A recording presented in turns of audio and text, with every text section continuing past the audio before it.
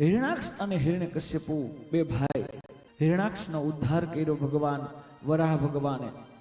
5 વર્ષ સહસ્ત્રાણી, 5000 વર્ષ સુધી યુદ્ધ કરી હિરણાક્ષનો વધ કરી પૃથ્વીને જેમ ભગવાન વરાહ ભગવાન બહાર લેવા છે એમ એમના ભાઈનો બદલો લેવા માટે હિરણ્યકશ્યપુ એનો ભાઈ એને બ્રહ્માજી પાસે તપ કરી અને વરદાન મેળવ્યું છે.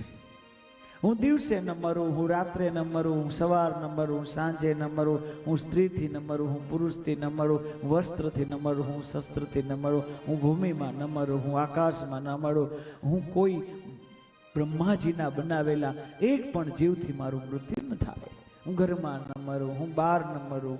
ભગવાને બ્રહ્માજીએ બધાએ વરદાન આપ્યા છે. એમનો ઉદ્ધાર કરવા માટે એમનો એ હિરણ્યકશ્યપુનો જ એ જ રાક્ષસ કુળમાં એક એમનો જ પુત્ર પ્રહલાદજી જે ભગવાનનો ભગત હતો.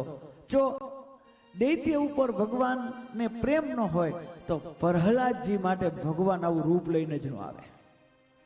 એ જ કુળમાં હિરણ્યકશ્યપુનો જે પુત્ર પ્રહલાદજી ભગવાને એના માટે આવ્યા છે.